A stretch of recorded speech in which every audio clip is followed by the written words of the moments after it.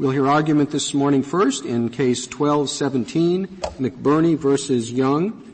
Mr. Gupta. Thank you, and may it please the Court. All 50 states have public records laws. 47 of those states make access available to residents and non-residents on equal terms. Virginia, by contrast, enforces a discriminatory access policy. And because commercial requesters make up the vast majority of records requesters, out-of-state businesses bear the brunt of Virginia's policy. When was the first of those laws enacted? You know, I think it's in my adult lifetime that Florida was the first to enact a sunshine law. Am I correct about that? That's right. All of these laws in the 60s? In the 60s and the early 70s. The Virginia law was enacted in 1968. And we don't deny. And you say that's a fundamental right covered by Privileges and Immunities Clause, which nobody had until the 1960s. Well, to be clear, the modern transparency laws are new, but they sit on top of well-established common law rights to access that are based not on modern notions of transparency, but on the right to secure property and other basic. Those rights still exist in this state, don't they? Cannot you get records of deeds and whatever the common law would have covered? Well, it's true that Virginia's law exempts deeds from its Freedom of Information law, but if I understand their position correctly, they would be entitled as a constitutional matter under their theory to preclude people from other states from accessing even deeds. Well, I'll ask them. I didn't understand that to be their position, but I guess we can ask them. Well, my client, Mr. Hurlburt, is in the business of gathering property records for his clients. Now, it's true that in Virginia he could get the deed, but what he can't get and what he principally gathers for his clients are real estate tax assessment records. And those are a much richer storehouse of property-related information than simply the deed. You explain that business a little more fully than you did in the brief. He's in the business of collecting records from all the states about tax assessments. That's right. And he does that for a client who could very well ask himself. So what is the service that's being performed?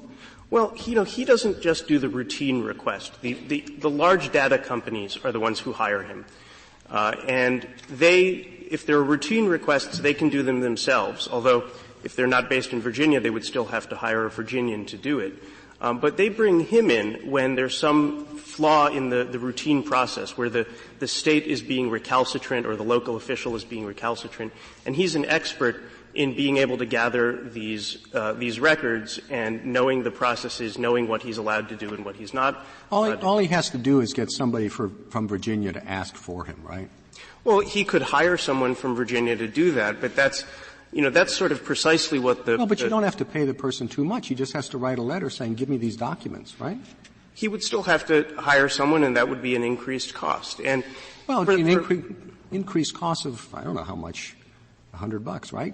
Go write a letter, say you want these documents, and when they come to your house, give them to me.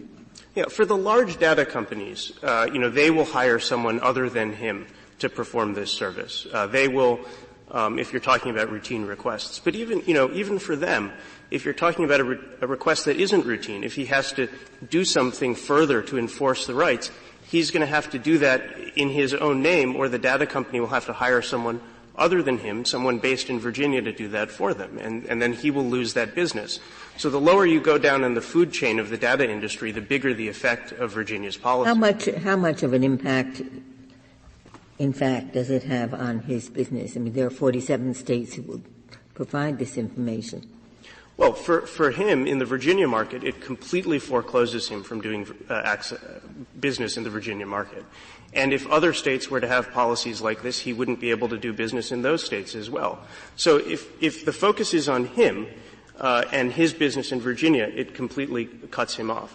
If the focus is on what the effect is in the aggregate on the market as a whole, because most public records requests are commercial requests, it's going to have an effect on most commercial requesters who are out of state. And Mr. Gupta, I understand that the reasoning of Virginia in not allowing out-of-state people to get these FOIA requests is the following, that the purpose of these laws, and I remember it when the first ones were enacted, government in the sunshine. The purpose of it was not to enable people to get information, per se. It was to enable people to see how their government is working, so that they could attend to any malfeasance that is occurring in the process of government. It seems to me entirely in accord with that purpose of these laws to say it's only Virginia citizens who are concerned about the functioning of Virginia government and ought to be able to get whatever records Virginia agencies have. What's wrong with that? A few responses, Justice Scalia. First, transparency was one purpose, but as I said, these laws also carried forward the much more long-standing rights to access based on personal interests and property interests. Also, even at the time that these laws were enacted, but you don't need any personal or property interest under these laws. You can just right. Out of curiosity, if you're a Virginian, at least in Virginia, even though you have no interest in the matter at all, you can ask the agency for records about this or that. It can't be based on the traditional property interest. It's based on the ability of the citizens of the state to find out what the government of the state is up to. Even at the time that these laws were enacted in the 60s, it was well understood that they were going to have a big commercial impact. The property records industry was in full swing by the end of the late 19th century. But the point is that the FOIA is tied to, as Justice Scalia said, the citizens should know what their government is doing. And you don't have to give any reason at all if you were part of that political community. Now, Virginia doesn't allow people from out of state to vote. They're not part of Virginia's political community. So why isn't this, if you're not part of the political community, then you don't fall under FOIA, which is a peculiar statute in that everybody who is covered by it can get whatever they want and don't have to give any reason for it. Right. Well, elections just simply don't work if you allow non-citizens to participate in elections, or if you can't wall off the state in that respect. But what the state can't say is simply because one purpose of this law is that we want to constitute ourselves as a political community, that we can exclude activities that have a big commercial effect. And, when we're looking under the Dormant Commerce Clause or under the Privileges and Immunities Clause, this Court's cases have said repeatedly, you don't look to uncover the original legislative purpose. You look to whether there is discrimination, which there is here on its face, and you look to whether there's a discriminatory effect. One example of how this policy is the only thing that's necessary that the law affect a few people commercially? I mean, how many of the requesters have to be engaged in some kind of commercial activity in order for your argument to work? Well, what this Court has said is that there is no de minimis exception if there's discrimination against commerce. But here, what's going on is anything but de minimis. Virginia does not deny that the vast majority of the requesters are commercial requesters. The vast majority of out-of-state requesters are commercial requesters. The amicus brief supporting their side, the local government attorneys of Virginia amicus brief at page 30 explains the way this policy is being implemented is that non-commercial requests are typically honored, but out-of-state requests by data miners are being categorically denied under the policy. But this is not a regulation of commerce. It's a state practice that may have an incidental effect on commerce, and the incidental effect may be disproportionate depending upon whether you're state or local. But it's not a regulation of commerce. That was the Fourth Circuit's theory, and I think incidental can mean a few different things. And I think in their opinion it does mean at least three different things. So maybe it would be helpful if I try to unpack that. If it means incidental in terms of the effect on my client's business, I think as I've explained, it's anything but incidental. It completely forecloses him from the market. If it means incidental in terms of the aggregate effect of this statute, again, it's not incidental because the vast majority of affected parties under this policy are out-of-state commercial requesters, particularly data companies. And, if it means incidental compared to the purpose of the statute, as I've said, transparency was one purpose of the modern FOIA laws, but they also subsumed and sit on top of all of the long-standing rights of public access that have been around since the first settlements in the United States, or before the United States, when in order to have a functioning property system, we recognized that you've got to have records of who owns what, and those records have to be made available to anyone in order to exercise property rights. What if the state of Virginia says as a policy, we want to help Virginia businesses, and so we're going to open a business training best practices institute where you're going to learn how to be a better business person, but the only people who can come in are Virginia businesses. Right. Under your theory, because that will have an effect, an incidental effect, on commerce in a way that's discriminatory, is that unconstitutional? I don't think so, and there are a couple of distinctions. First, that's not something that the state exclusively is able to provide. It's not like the courthouse or the public archives across the street or the road that runs between them that only the state is able to provide. Anyone can provide a business training institute. So the state is just one player among many. Running that just goes to the extent of the impact, not on the principle. And you say extent doesn't matter. You say there's no such thing as a de minimis exception. No. So that explanation doesn't seem to me to hold water. Well, maybe I didn't explain it very well. To be clear, I think it's more than just a difference in degree. It's a difference in kind. These are fundamentally different. When you're talking about running the courthouse or running the public archives, nobody else can do that. Nobody else can collect, make tax assessments, collect those records, and keep the official public archive of those things. So what? So what? Except to the extent that bears upon how much of an imposition this is upon interstate commerce. It seems to me that's the only relevance of that point. Well, and you dismiss that relevance. You say it doesn't matter how extensive the impact is on interstate commerce. Well, to the extent that you think it does matter, I mean, that distinction doesn't matter in this case because the impact is great. The principal impact is an impact on out-of-state commerce.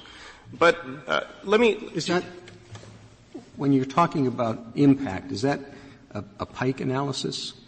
No. I think this would, if you were in the Dormant Commerce Clause, this would be the per se rule of invalidity. You have facial discrimination. Well, I thought if it was facial discrimination, you're not concerned about impact. That's right. I thought a question of talking about the effects on interstate commerce, that's the Pike analysis. No, and what this Court has said is that the first tier scrutiny, the per se rule, is for cases where there's discrimination on its face or discrimination in effect. And then you've got this other category for the Pike analysis where the state regulates even-handedly. What's your closest case in support of the proposition that this is impermissible as a discrimination against interstate commerce? What's your best case? When you say this, you mean that public records access is common? You are arguing, as one of your arguments here, that this is discriminatory as to interstate commerce, as I understand your argument. What is the best case you have to support your position? What's the closest case? Well, I think if the question is about whether or not records access is commerce, there's Reno versus Condon. This Court's my question is, what's the best case you have for your argument? Yeah, well, I think this Court's unanimous decision in Reno versus Condon held that because people buy public records and sell them in interstate commerce, that's indisputably interstate commerce. So, that wasn't a discrimination. That wasn't that goes to the question whether or not this is commerce. What is your best case to show that this is discriminatory in violation of our precedents? Well, Virginia doesn't deny that there's discrimination on its face. So I take your question to be asking, what about the commerce aspect? And Reno versus if I have to write the opinion, what case do I put down? I'm waiting. Yeah, I mean, so you can also look to Camp's Newfound, which I think, was much more attenuated to commerce. There you had a generally applicable law, a property. If I only have time to read one case, or possibly two, which would you like me to read? I think that's basically the question. Yeah. I mean, look, there's no case that's entirely on all fours. Okay, I assume you don't want why me to you're read any here. Okay. So the Camp's Newfound case is a case where you had a generally applicable law. It was a property tax law. It exempted, charities that served primarily in-state residents. There's no evidence that the state of Maine intended that to be, a discrimination against commerce. It obviously swept more broadly and affected both commerce and non-commerce. But this court said that, you had facial discrimination against commerce because there were people operating these summer camps and they were treated differently. Look at those, but I think the Commerce Clause basically has as its objective, insofar as it's dormant, to prevent a legislature or decision maker within its state discriminating in favor of their own state producers. Right. Now, it's pretty hard for me to put this case into that mold. Well, I mean, one piece of evidence, Justice Breyer, is the media exception to the Virginia statute. This makes it clear that Virginia was aware that people who were requesting information for commercial purposes were going to use this statute, and they exempted just Virginia media, though, isn't it? Isn't it only media that that's right, Justice Scalia. Exist or broadcast into Virginia? That's right. So it's that's consistent with their purpose that this statute is meant to assure good, honest government in Virginia. Well, this is a statute. It's a pretty unusual statute that discriminates among newspapers. So it says, if it does, but I had exactly the same question for both parts of your argument. That what it's there, am I right in thinking that anyone can get any information, anyone in any state can get any information that pertains to him or her? Is that right or not? Right? There's a separate Virginia. Is that right or not? Yes, right? There's a separate right. Okay, Virginia. that's what I wanted to know, whether it's separate or not. Anyone from Alaska to Hawaii can get any information that pertains to him or her. Second, that this has nothing to do with judicial records. There is a different statute that makes judicial records public. That's correct. Okay. So we're now talking about the class of information other than the two classes I've mentioned. And I then ended up, and I'd like you to add something to this if you can, that really this is about, since getting information involves usually a benefit to the recipient, but sometimes harm to the person the information is about, that willing to run that harm and risk of harm is the interest in state good government. Okay? Mm-hmm. Now, if that's the interest, that's an interest that probably a state has the right, just as it has the right to say other people can't vote in state elections. If that's the interest, then I guess it could take reasonable measures related to that interest. All right. Now that is the argument or the position that I would appreciate your addressing. Sure. That we don't deny that that's an interest that the state has. But then you have to see whether the interest is reasonably furthered by the statute. And here you have a resource that is not finite. And the statute allows the state to recoup its expenses. So nothing is lost to Virginians. There isn't any loss in transparency to Virginians by extending access to out-of-state data companies. But it's a cost for Virginia. Virginia has to take care of its own. And if it has to service FOIA requests from all over, it's going to cost the state. It's going to have to hire people to do this. They're going to have to spend many hours going through these records. So the state it wants to conserve its resources for its own people. But there's no loss in resources, Justice Ginsburg, because the statute allows Virginia to fully recoup any administrative expenses. But they just don't want they don't want outlanders mucking around in Virginia government. It's perfectly okay for good old Virginians to do that, but they don't want outlanders to do it. Why is that unreasonable?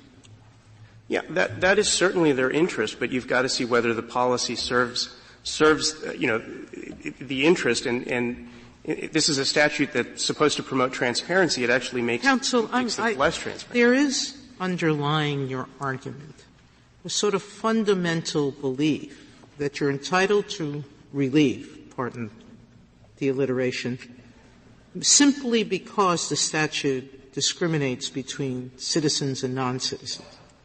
Is that your position? No, not at all. I mean, so if it's not, what are the two rights or what rights are it that you're claiming have been violated? You say privileges and immunities. What's the privilege or immunity? It's the privilege or immunity of pursuing a common calling across state borders.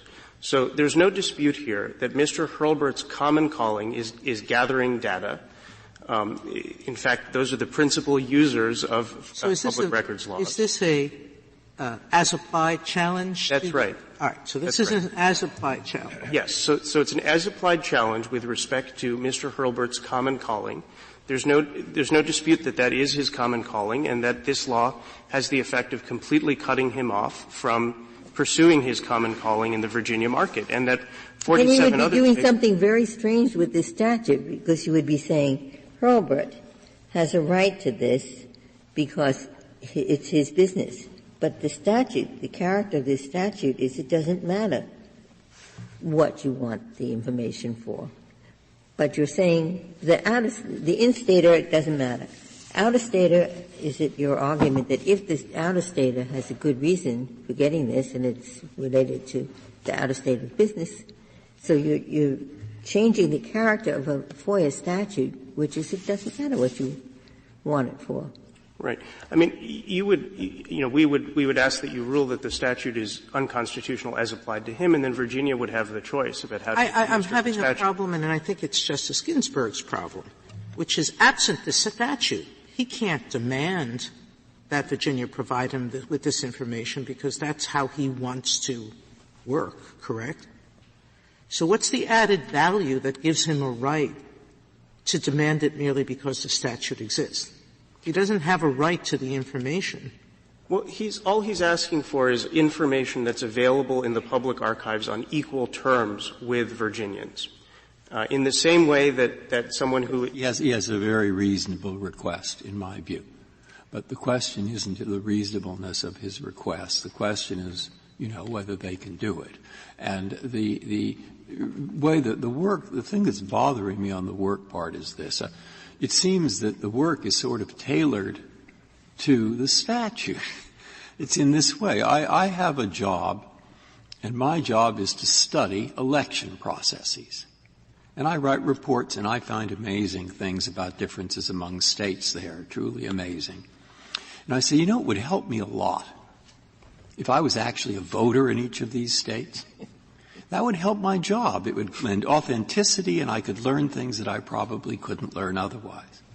Now, does that add anything to the argument? I mean, I don't think so, but it sounds a little bit like you're making that kind of argument. No. And they either do have the right or they don't. And I don't know that it helps that I say, well, I really want it for my work. Right. But this is a profession that has existed since the founding era. I mean, we've cited cases in our opening brief of people hiring professionals to search the records for them before engaging in property transactions. By the late 19th century, you had an enormous industry that was designed to do this. So Mr. Hurlburt isn't someone who's making up some profession. He's part of a very large industry that has done this for a very long time. And that industry, yes, like lawyers depend on courthouses or truckers depend on roads, his industry depends on access to the public archives. And it's true that now you have these modern public records laws, but I think Virginia's argument would be the same if you were just talking about can they bar the doors to the archives building? Can they bar the doors to the property records? I don't see any distinction in kind. Is this your privileges and immunities argument or your dormant commerce clause argument? I think the logic of both arguments are similar, but I think it most clearly is illustrated in the privileges and immunities context. So then it's not enough that this is a big deal to your client. It has to be something that is essential to hold the country together as a national unit. And it seems to me it's a bit of a stretch to say somebody gathering records about commercial under FOIA fits that description. I don't think it's a stretch at all, Chief Justice. The aggregators of records make possible mortgage origination, credit reporting, insurance adjustment, the economy, and you have an amicus brief. But just to get into those, again, I think a lot of those examples, you do have access under other statutes. You're talking about mortgage rules and all that? No, not to this kind of information. The information that Mr. Hurlburt is gathering, tax assessment information, is essential to mortgage origination and credit reporting. The people who hire him are large data companies, and the data industry brief explains the uses of this information. That information is essential to these activities. And Virginia, virtually alone among the states, is erecting this barrier to access that market, and reserving the right to access that market to only people who live in the state. And this would be no different if we're just talking about the archives that include all the information. Yes, it's true that Virginia has exempted the title itself, but I don't see that the logic of their position allows them to make that distinction. I mean, that's just a feature of their statute. I'm still trying to tease out what your claim is. Let's suppose Virginia passes a statute that says we'll let non-residents have access, but they have to pay all the cost. Non-residents don't. Would that satisfy you as valid? I think that would be a closer question, but I think that presents some problems as well. I mean, so in your hypothetical, it's free to the citizens of the state, but they're just passing the cost on to out-of-staters. And, this court in cases like Toomer and Mulaney have said that at least, where the state can show that the non-residents pose some unique evil, that the state is entitled to pass the costs on. You just being cost them more. Right. That was Justice Ginsburg's point, which is every time you put in a request, you're costing them more money. Right, but that would be discriminating against non-citizens solely because they're non-citizens. So if there's some particular reason, you're costing them more. Right. Well, that's precisely the rationale that in Justice Kennedy's opinion for the court in Barnard versus Thorson, this court rejected. The Virgin Islands wanted to say, if we open up our bar to people from all over the country, it's going to increase the administrative resources. And this court said, no, that's not a good enough reason. That's just discriminating on the basis of citizenship. But if, for example, the state could show that there was, there were shipping costs that were uniquely posed by non-residents, and they wanted to assess a $5 shipping fee for all non-residents, that might be permissible. And if there are no further questions, I'd like to reserve. Thank you, counsel. General Getchell. Mr. Chief Justice, and may it please the Court, I'm not sure how you save administrative cost under this statute. They could go to any Virginia resident, it's not illegal, and probably will. It'll cost them something more, but not you, and get the very same information. So how do you justify this discrimination? Because it's so easily, the administrative cost is going to be imposed anyway. I would suggest that the purpose of the statute, which is political, not commercial, left the state with the position that it was going to subsidize with tax dollars this function, because we can't recover our overhead. We can only recover the actual cost. So you want to give more businesses to Virginia citizens who will now charge out-of-state residents money to process their FOIA requests? No, Your Honor. I don't think anybody was thinking about businesses of any sort. I think they were saying that we have a political hygiene statute. They were very much the fad. It happened in my lifetime, too. I remember when they were adopted, nobody thought they were commercial in nature.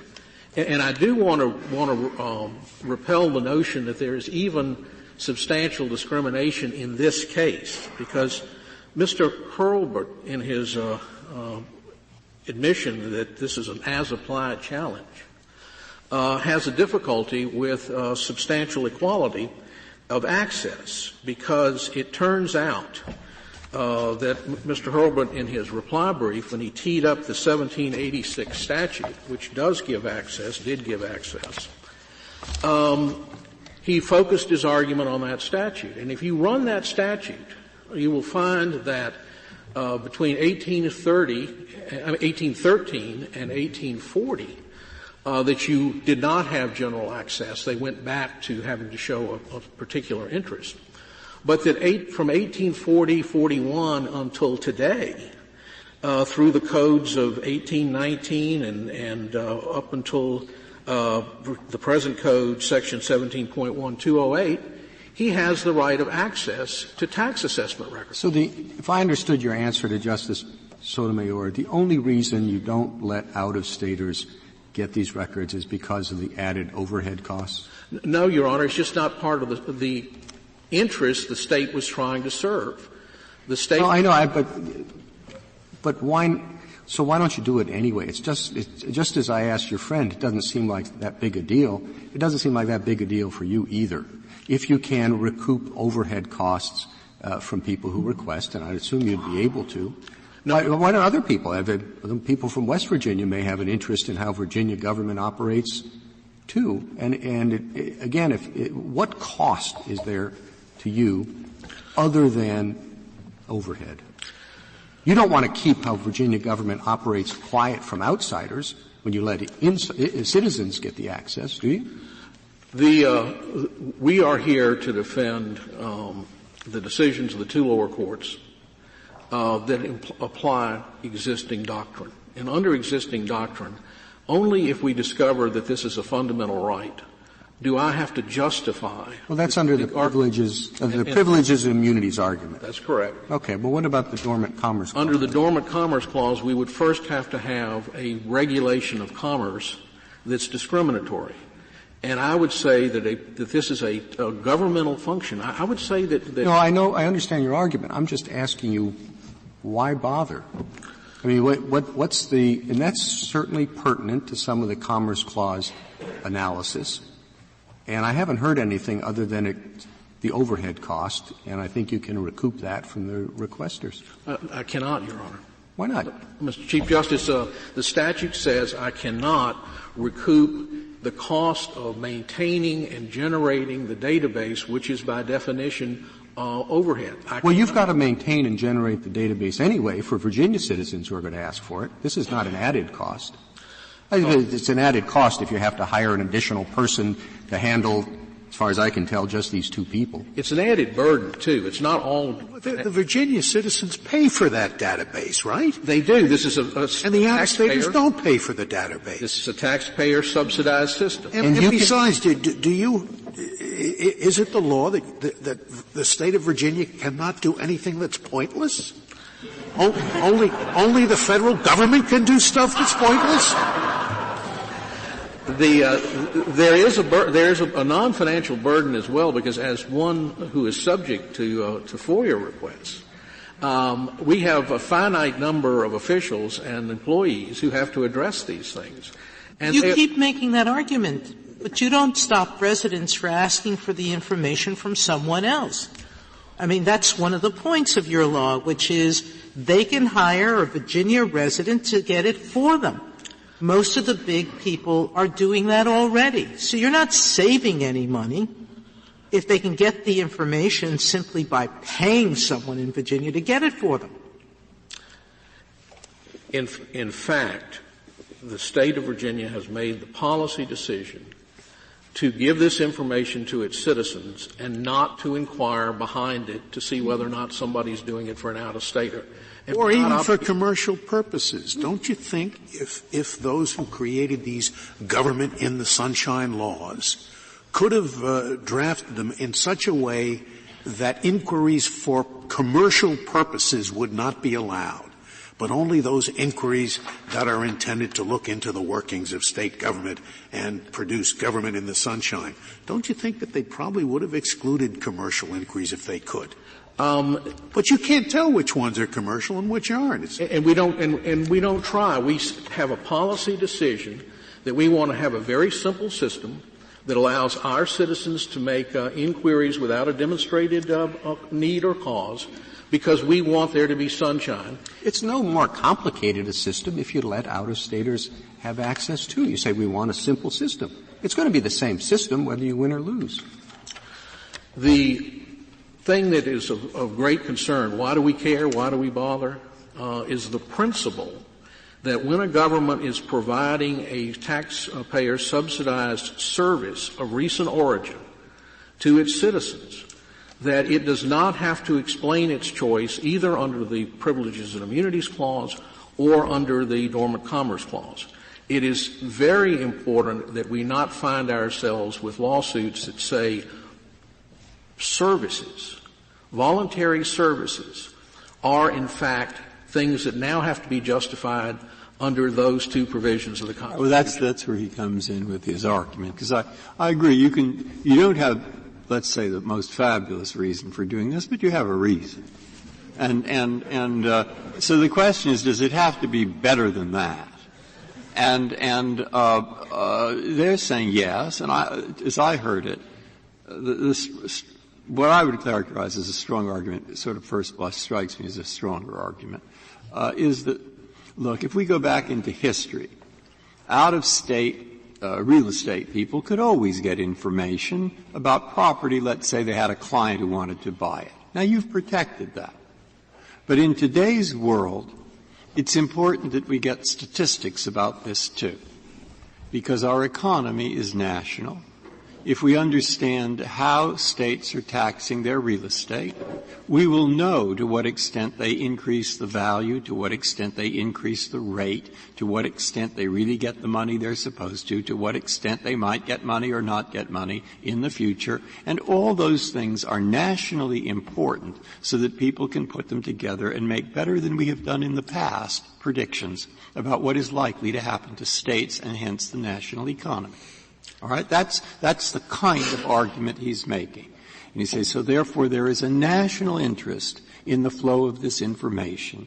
And that means you have to have a better than kind of rationale. That's what he's saying, I think. But it's very difficult for Mr. Hurlburt to make that fairly expansive argument because it turns Well, out — to be fair, I was sort of expanding it. But in point of fact, because he is entitled to the tax assessment data in the clerk's office. In the case of Henrico County, where he went, you go in the same building, and if you're Mr. Hurlburt, you turn in one direction, you go to the clerk's office. And if somebody in Virginia wants to, for whatever reason, get it from the tax assessor's book instead of from the clerk's book, you turn in the other direction. But you don't deny that, in general, this does affect out-of-state data collectors, people who are engaged in the kind of business that Justice Breyer was talking about. Is that right? I have no idea in this record because we were on summary judgment, cross motions for summary judgment, and the district court and the Court of Appeals, both in our judgment, correctly ruled that there's a two-step inquiry. And the first step is whether or not there is a fundamental right. And in the absence of It's only in his privileges and immunities claim. Well, he claims that the Dormant Commerce Clause has been affected because he reads the statute saying only Virginia recording companies have access. Out-of-state can't. And it's a fair reading of the statute. It only permits Virginia residents, which include commercial and non-commercial, to access the information. So assume, hypothetically, that the statute reads only Virginia commercial businesses have access to this information. If in fact you want to rewrite the statute to subject to it to attack, obviously that would then raise questions about a non-governmental protectionist intent. But that's not the way this statute was written. It's not how it was crafted. It has nothing to do with commerce. Well, that's the question I'm raising the best argument for your adversary, okay? Because we could call it he calls it direct discrimination because commercial businesses are being permitted in Virginia but not non-commercial. You say it's indirect. How do we draw the line between direct and indirect when the bottom line consequence is the same? I would have about three answers to that. The first one is that we don't trigger the Dormant Commerce Clause analysis unless we are exercising the police power of the state to regulate commerce. And that means that not every statute a state passes triggers inquiry, even if it has an indirect effect on commerce. Whereas here, we have a statute that has a solely political intent. The fact that now that the amici want to tell us about this great burgeoning enterprise, they want the court to take that. Are you telling us that there are simply no commercial consequences to this statute at all? That Virginians find this to be of no commercial value in any instance? I am totally agnostic on this record because we don't have any data on that. Well, you were the one with summary judgment. Now, maybe they didn't come forward with the information, but we interpret summary judgment in favor of the losing party. And so you say you're totally agnostic. I'm concerned that you're preventing them by the summary judgment from showing that even with Virginians, there's a commercial value frequently to this information. It's not just political. On this record, the position that was accepted by the two courts below, entirely in accordance with this court's existing doctrine, was the first inquiry under privileges and immunities was whether there was a fundamental right. If there is not, then we make no further inquiry. Well, let's talk about the Commerce Clause. You're saying you're agnostic. You have no idea whether or not there might be some commercial value to this information. I would think as an officer of the state of Virginia, or as a matter of judicial notice, we could take notice that there is. I'm saying under this record that never came up, nor should it have come up, because what the court said on dormant Commerce Clause, both of the courts below, was this is not a regulation of commerce. It is a governmental action. You're saying that it's no more necessary for you to show that there's no commercial value to allowing out-of-staters to do this than it is necessary for you to show that there is no commercial value to your not allowing out-of-staters to hunt deer in Virginia. You say that it's up to Virginia. Correct, Your Honor. Whether out-of-staters can hunt Virginia game, and it's up to Virginia whether out-of-staters can have access to the state's records that they have no interest in personally under this law. It seems to me perfectly logical. But remember, they do have access to this information, both Hurlburt and McBurney. Of course. That assumes the question as to whether or not there is a general commercial interest in these documents. And you say, oh, you're agnostic. At least that means you're open to the possibility that there might be a commercial interest. Well, here's the problem in this case, is because I think that we are not at first tier analysis, because there's no regulation of commerce that's discriminatory. I didn't understand. If that's your argument, I reject it as Justice Kennedy does. I didn't understand you to be arguing that there is no commercial value. I'm trying to explain why it doesn't matter. Yeah, that's what I thought. It doesn't matter because if on the threshold inquiry we don't have a discriminatory regulation of commerce, but just an ordinary governmental function, then only Pike Church analysis could possibly care. You can't say discriminatory regulation. What about a tax? I mean, you can't tax discriminatorily, and I wouldn't call taxation in and of itself a regulation of commerce, would you? The fact of the matter is that taxes have been found to be both violations of privileges and immunities and dormant Commerce Clause, where there was unequal taxation of commerce.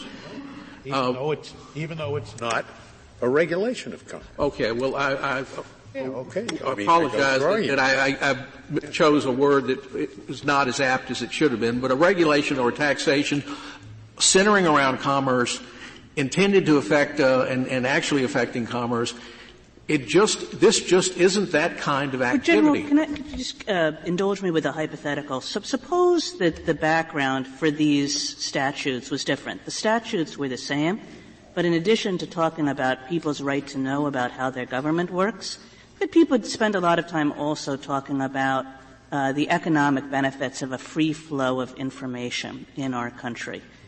Would that, if that were true, I want to put myself on record as not remembering when these statutes were passed, you know? But if that were true, would this case be different, or would you still be up here saying the same thing? If I had a statute which on its face dealt with commerce, the statute, it does exactly the same thing. I'm just suggesting that there might be two interests behind the statute.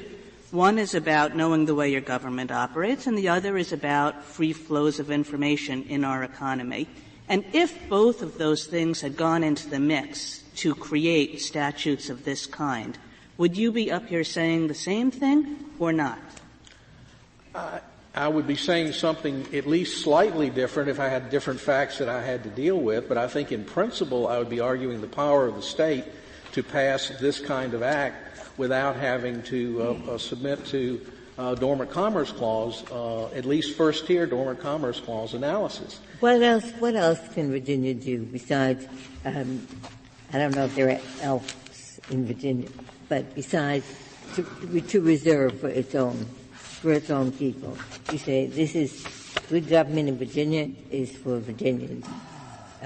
Big game hunting, scarce resource can be reserved for in-state people. What else can Virginia do? Well, Virginia can do things, including have in-state tuition. It can have it can subsidize its own businesses, either by training programs or even by other direct subsidy from the public fisc. It limits welfare payments to residents of the Commonwealth. When the Commonwealth is just acting as a government and not as a regulator or taxer of interstate commerce, it has the status of a co-equal sovereign that in its own sphere is allowed to do its own policy choices. And I think the thing, General, that I was trying to get at was it seems to me you have a very good case that these statutes were meant for a different purpose. But in fact, it seems as though your friends there have a good case that these statutes have been taken over to a large extent across the country by economic enterprises doing economic things. And at that point in time, Virginia's, and, you're only one of two states, Virginia's maintenance of this kind of it's Virginia information for Virginians looks very different from what it might have looked like when the statute was originally passed. If we were going to say, if you were going to say that this is an inquiry that needs to be made under the Commerce Clause, this would be a particularly poor vehicle for doing it, because the Fourth Circuit held that the Pike analysis of the district court was not appealed, and therefore this case could not be sent back on remand to develop a burden analysis of a record for burden. But the Pike is not relevant here. Pike involves this with the Southern Pacific versus Arizona, where there were melons, and Arizona wanted to make sure that you had labels and packing of the melons in Arizona. That was discriminatory against interstate commerce. That's not dormant commerce clause, but that is discrimination, and there's discrimination here. Well, there's discrimination only in the sense that we discriminate against people who we don't let vote because they don't live in the Commonwealth as well. I mean, this statute has a function. It's a legitimate function. And it's you could say the same thing. We don't discriminate against Californians who want to come and pack their melons in Arizona. Well, I would say that whether or not somebody can deal with an item in commerce raises Commerce Clause questions. And just like in Reno versus Condon, where the state of South Carolina was choosing to take its records and sell them into the stream of commerce, there the court held that they thereby became a thing in commerce. The records of the tax assessor of the county of Henrico, which are available through the clerk's office to Mr. Hurlburt, are not things or persons in commerce, nor are they instrumentalities. It would surprise me if an out-of-state investor who was thinking of putting a large plant in Virginia had absolutely no interest in Virginia's tax policies.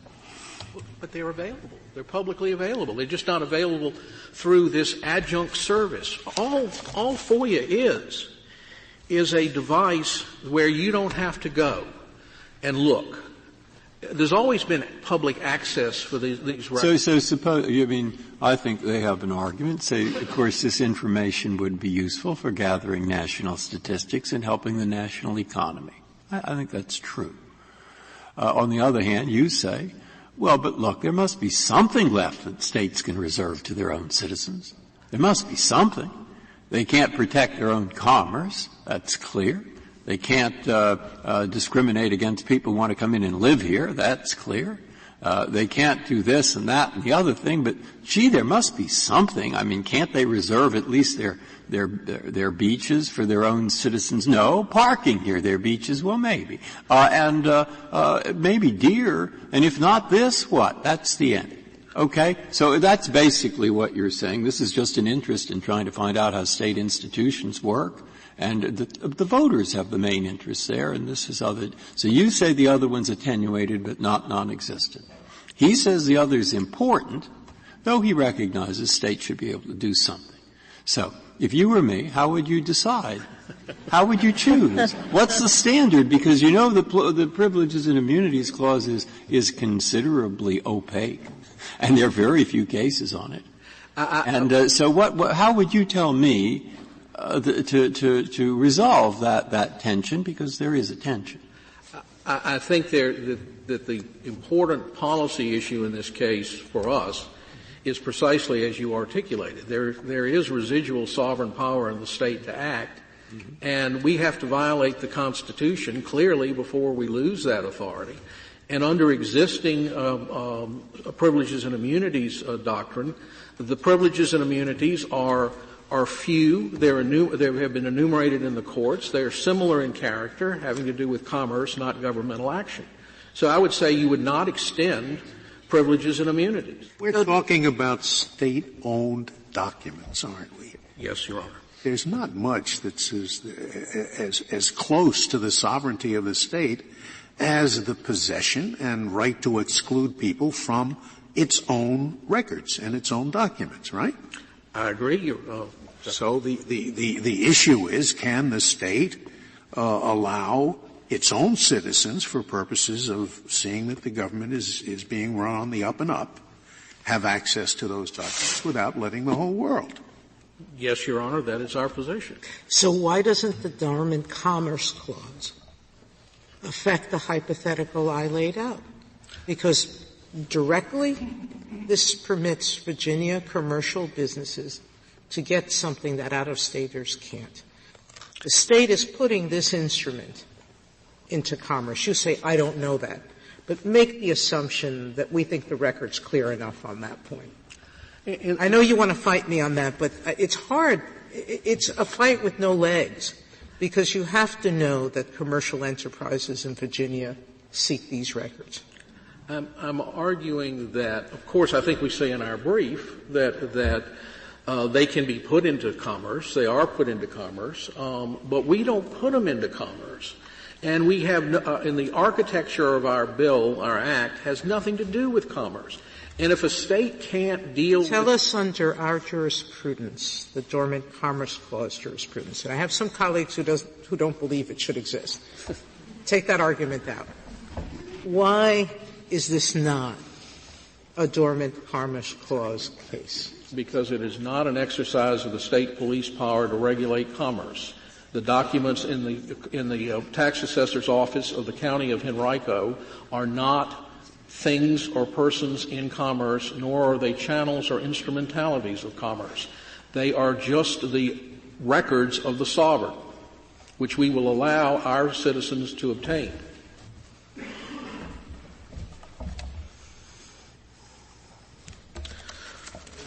Unless the Court has further questions, I think this argument has been developed from our standpoint. Thank you, General. Mr. Gupta, you have 3 minutes remaining. Thank you. Just a few quick points. First, I just want to clear up on the statute. I want to make it clear that this statute does allow the state to fully recoup its costs, including administrative costs, and the state hasn't said otherwise. And secondly, the suggestion has been made. Excuse me.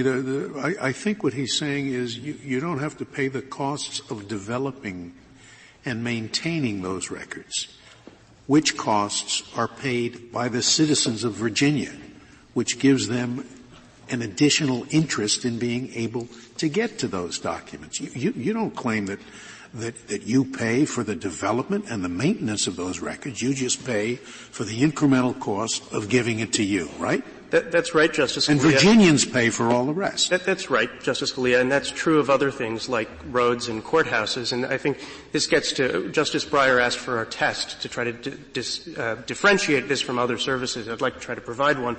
I think at least where you've got a function that's reserved to the state, only the state can do it. Only the state can run the archives. It's necessary as a channel to commerce, and in the modern economy, this is as much part of the information infrastructure as transportation is, like courthouses, like archives, like roads. It would not stretch limited resources. It would not cost the state additional money, and it would not jeopardize important local traditions or institutions. Then I think you can feel comfortable. You switched now to, and you were led there, but you switched to the Dormant Commerce Clause. What about your other client, McBurney? He doesn't have any Dormant Commerce Clause claim. Right. I think the test I just laid out would work for both clauses. It's a limiting principle on the justification side. But that's right. Mr. McBurney does not have a Dormant Commerce Clause claim. His claim is based on equal access to proceedings. He wanted to get recovery of child support that he was owed, so he is a creditor seeking to pursue a debt on equal terms with people in the state of Virginia. And the state set up a process. As one step along the way to court, you go to the agency, you ask the agency to enforce. The agency has unique enforcement tools. It can suspend someone's driver's license, for example. It can intercept income tax refunds, and it can go to court on your behalf. And all he's asking for is the rules of the game. He wants to know what procedures apply to that process, and at least where an agency has a process that directly affects a non-stater in the pocketbook. All we're saying is that equal access to the proceedings means equal access to the information governing those proceedings. And finally, I'd just like to close by saying that, what I don't think we heard on the justification side from the state was really any justification, because the state can recoup its costs. And so they're not saying that this will cost them anything more, which was the only justification they pressed in the courts below. And so they are left with the position that they can discriminate simply because they think they can. And if you look at the Privileges and Immunities Clause, it sits right next to the Full Faith and Credit Clause, which indicates, if anything, that the framers thought that the movement of public records across state lines was important to interstate comity. They changed the Articles of Confederation version, which did not include public records. It only referred to judicial records. They added a mention of non-judicial records, and saw that that was important to comity across state lines. But their position is about the step before that. It's about whether you get the records in the first place. Thank you. Thank you, counsel. The case is submitted.